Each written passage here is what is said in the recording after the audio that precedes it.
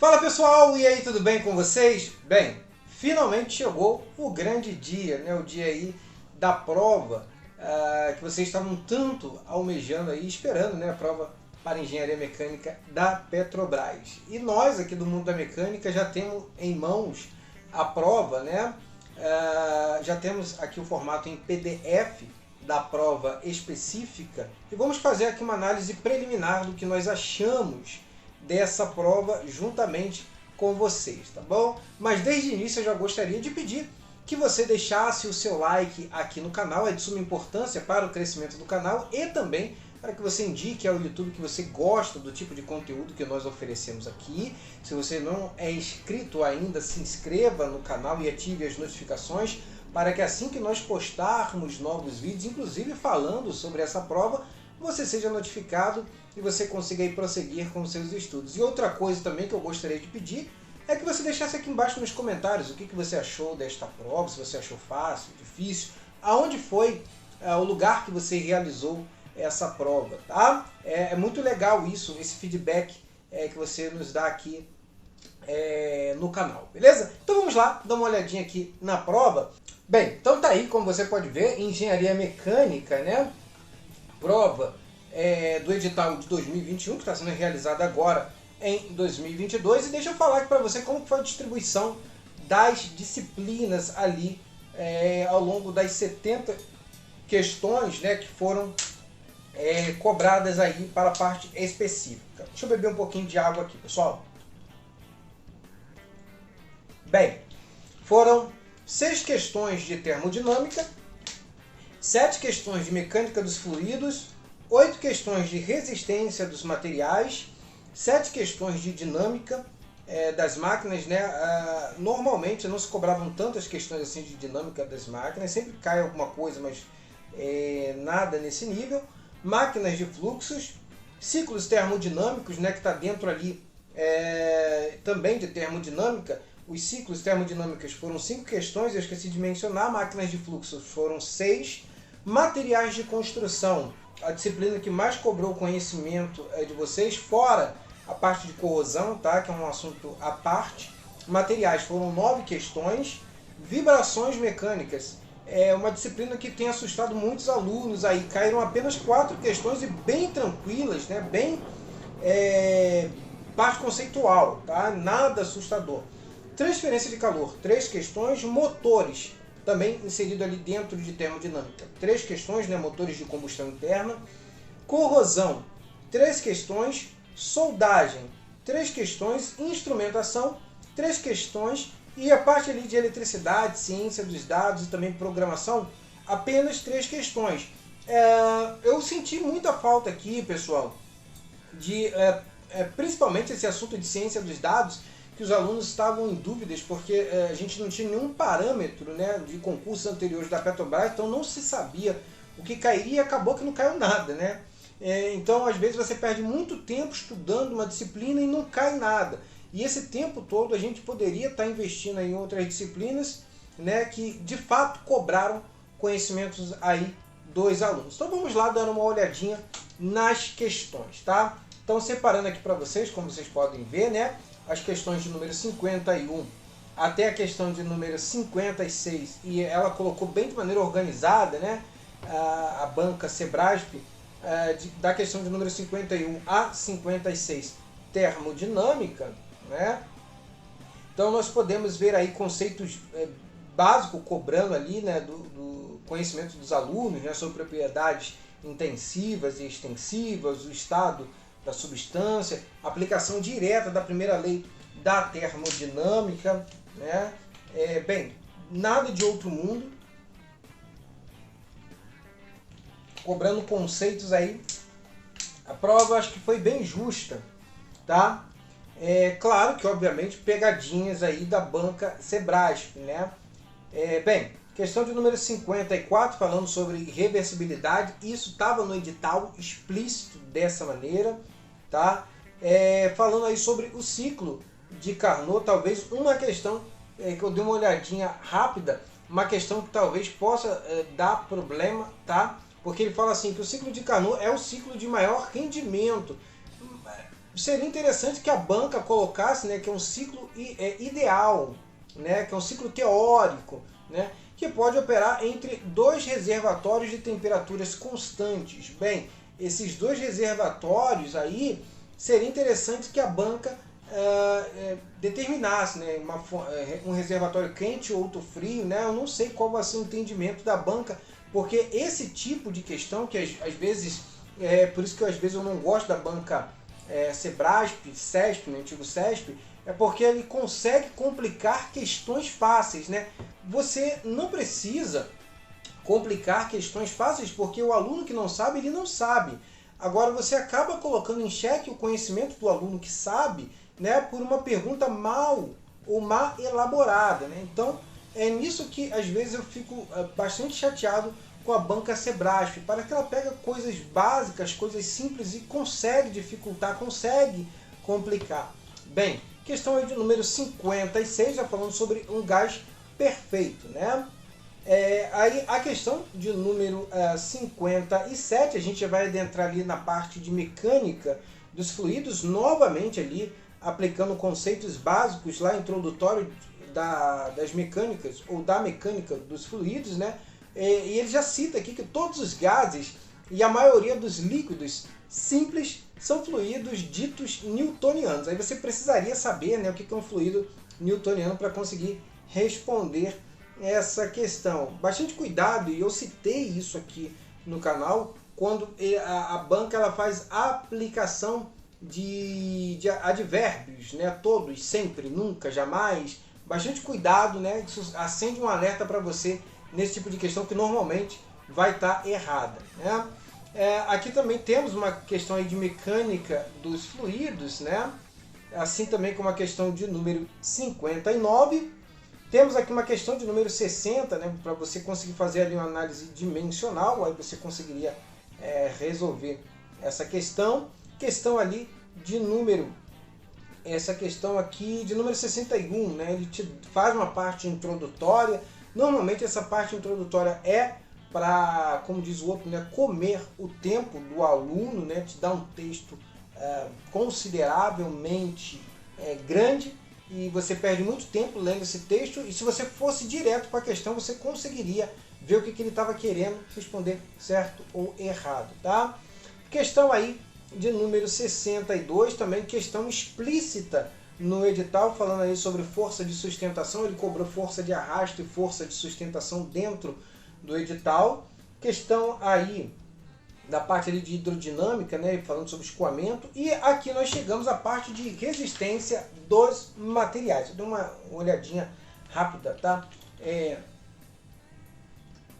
Neste assunto. E, inclusive eu vi aqui que este assunto a gente deu lá dentro do modo turbo, tá? Questão de número 64, ele está pedindo ali a deformação longitudinal e também a transversal da barra, tá? Olha só que coisa interessante, tá? Questão de número 65. Eu dei exatamente esse exemplo dentro do modo turbo, inclusive nos nossos simulados eu citei, eu falei que isso iria cair na prova e caiu exatamente igual. Carregamento uniformemente distribuído, e como que deveria ser o gráfico do esforço cortante no momento fletor. Então, inclusive, eu citei lá, né, que você pode representar por uma função constante esse carregamento uniformemente distribuído.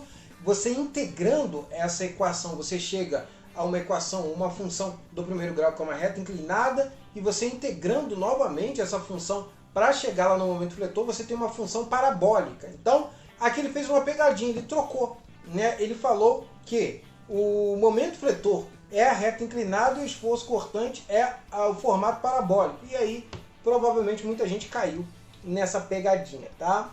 Então, aí a gente já tem aqui a questão de número 66, né? Para calcular aqui os esforços, né, normais aqui nas barras, né? E também o deslocamento do nó B, né? Que é o alongamento ali, né? Bem, aí nós temos aqui uma questão aqui de tensão de cisalhamento, né, em eixos sendo torcionados, né, ou sofrendo esforço de torção.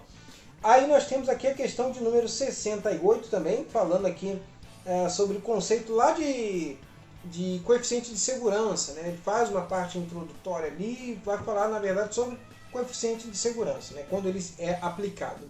E aí, nós adentramos também em critério de falhas, né? Ele vai citar os dois critérios, o critério de Tresca, né, que vai falar ali sobre a máxima tensão cisalhante, e depois também o critério da distorção máxima, que é lá de von Mises, né? Esses dois assuntos também foram explicitados lá no edital. Ele não cobrou aqui dentro da prova o círculo de Mohr, né? Mas isso estava lá dentro do edital, né? Está no plano de tensões. Então é isso que eu falo. Às vezes você desprende muita energia estudando muita coisa e não cai nada daquilo que você estudou. Em relação às provas anteriores, né, que esse era o receio da galera, a prova estava bem tranquila, porque a última prova, se eu não me engano, que o Sebrasp realizou, na época CESP, né, realizou para a Petrobras, estava assim, um negócio absurdo, né? Bem, a questão de número 70, né, falando ali sobre momento de inércia, né, no que isso vai influenciar ali na flexão, no esforço de flexão, né? Então também isso a gente começa a estudar, quando a gente começa a estudar lá em deflexão de vigas, né? Aí a gente já entra aqui na parte de dinâmica, tá? Parte ali de as questões número 72 até 78, a gente vai ver só parte de dinâmica, né? Falando ali sobre vetor velocidade, enfim, tempo necessário ali de rotação desse volante, enfim. Aí a gente vai entrar aqui na parte de dinâmica, que é uma parte também que a galera costuma ter maiores dificuldades. A questão de número 78, inclusive eu citei isso, que lá dentro do modo turbo a gente colocou a parte de dinâmica, tá? Juntamente com a parte de elemento de máquinas. E aqui a banca ela justamente sinaliza isso, tá vendo?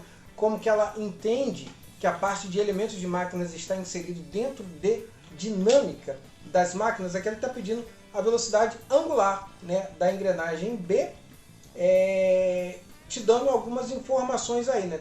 Tá te dando ali a rotação da engrenagem A, né? Enfim.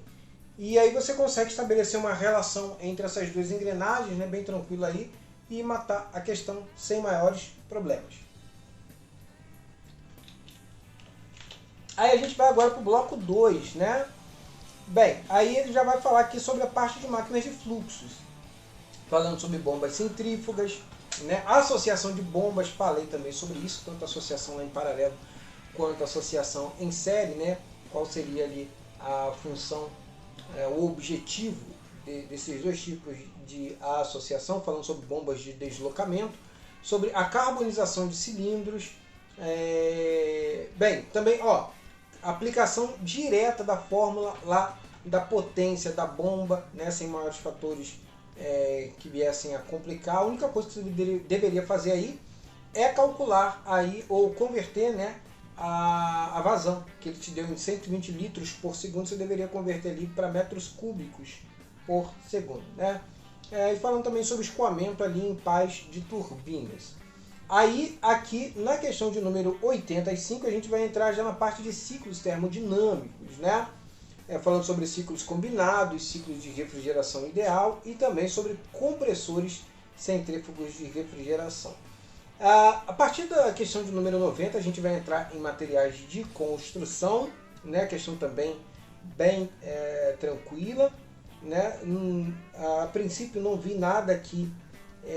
Tem uma questão aqui, a questão de número 94, que pode produzir aí problemas, né? É aquilo que eu falei para você lá inicialmente. A banca parece que ela tem uma tara em dificultar questões que são fáceis, né? Pega assuntos que são bem claros na literatura e começa a mexer demais e acaba complicando. E aí você fica na expectativa para saber qual é o entendimento da banca, né? E aí, de fato, a gente não sabe o que a banca está querendo, né? Questão de número 96, né? Aí a gente já está falando sobre vibrações. 4 questões aí sobre vibrações. Os alunos estavam com pânico a respeito dessa disciplina e cobrou-se, né, apenas parte conceitual mesmo ali de vibrações mecânicas. Transferência de calor também, os alunos desprenderam muita energia em cima dessa disciplina, cobrou apenas 3 questões conceituais também, né? Você veja o seguinte, que tem muitas questões que são conceituais, né? Mas tem muitas questões que são elaboradas para fazer você perder tempo, né? E é importante que você conheça o perfil dessa banca, tá? Porque eu sei que há uma vontade em querer responder tudo, mas você deve imaginar o seguinte, que a prova ela não foi elaborada para você responder tudo, porque se você observar, são 120 questões que você tem ali no máximo 2 minutos para cada questão. Isso eu estou desconsiderando a leitura dos textos, tá? Que inclusive foram muitos textos aqui nessa prova, e também o preenchimento do cartão resposta. Então veja que a prova ela é feita para que você não tenha tempo para responder todas as questões, tá? Aí a gente vai entrar aqui na parte de motores de combustão interna, a partir da questão de número 103. Apenas 3 questões, tá? Falando de corrosão, 3 questões também, né? Tem uma pegadinha aqui na questão de número 108, tá? Que ele fala assim, que em aços galvanizados a camada de zinco atua como cátodo, protegendo o ferro apenas se a superfície zincada estiver intacta. Tem um detalhezinho aqui, tá? Na verdade, isso acontece quando há uma proteção com estanho. Há uma necessidade de que toda a camada superficial esteja coberta com estanho. E não pode haver absolutamente nenhum dano nessa camada, tá? Então, há uma pegadinha aqui. Bem, quanto à seleção e aplicação de materiais utilizados em engenharia, julgue os próximos itens, né? Questão de número 109 a 111, retornamos ali para materiais de construção. Já a questão de número 112 a 114, processos de soldagem, tá? Ele pegou bem leve também, no que tange essa disciplina. E a questão de número 115 a 117, parte de instrumentação. E a questão de número 118, falando ali sobre, especificamente sobre motores elétricos, né? Falando ali sobre o escorregamento. Número 119, ele vai lá para tratamentos isotérmicos, especificamente falando sobre a martêmpera. E depois ele fala ali sobre a programação orientada a objetos, estava explícito no edital, e ele cobrou isso. Agora a parte de estatística não caiu absolutamente nada, né? A parte de ciência dos dados não caiu absolutamente nada, esse era o receio dos alunos aí, porque nós não tínhamos nenhuma referência, né? Até mesmo para podermos orientar, mas estava no edital, então você tinha que ter dado uma lida, né? Afinal de contas, não sabíamos o que iria cair ou se não iria cair, tá? Mas está aí a análise preliminar, eu achei uma prova bem tranquila, entre aspas, se compararmos com as provas dos concursos anteriores realizados pela banca Sebrasp, tá? Eu achei uma prova bem justa, mas eu acredito que talvez se você não se saiu bem nessa prova foi porque você foi pego aí em cima da hora, né? Apenas 2 meses para poder estudar. Eu inclusive havia falado sobre isso, sairia um concurso da Petrobras há 1 ano atrás, tá? Então quem conseguiu se preparar, correr atrás aí, acreditou no que havíamos falado, eu acho que se deu bem, tá? Deixa aqui embaixo nos comentários o que você achou dessa prova, como que você se saiu, né? Quais são as suas expectativas e onde você fez a sua prova, tá bom? Nos próximos dias estaremos aí colocando as resoluções das questões aqui e compartilhando com vocês, tá bom? E se você deseja se preparar para os próximos concursos, seja da Petrobras ou outros concursos, tem inclusive novidade aí para o pessoal que vai se preparar, né, ou quer se preparar para o concurso da Engenharia Mecânica para a Aeronáutica. Nos próximos dias estarei falando para vocês, mas se você deseja se preparar para os próximos concursos, primeiro link da descrição, modo turbo Mecânica Petrobras, tá bom? Inclusive as resoluções a gente vai colocar lá dentro do modo turbo, tá? As resoluções em videoaulas, também em PDFs, tá bom? Então você que está na pegada aí, o foco é não desistir porque a sua hora vai chegar, beleza? Então forte abraço e até a próxima.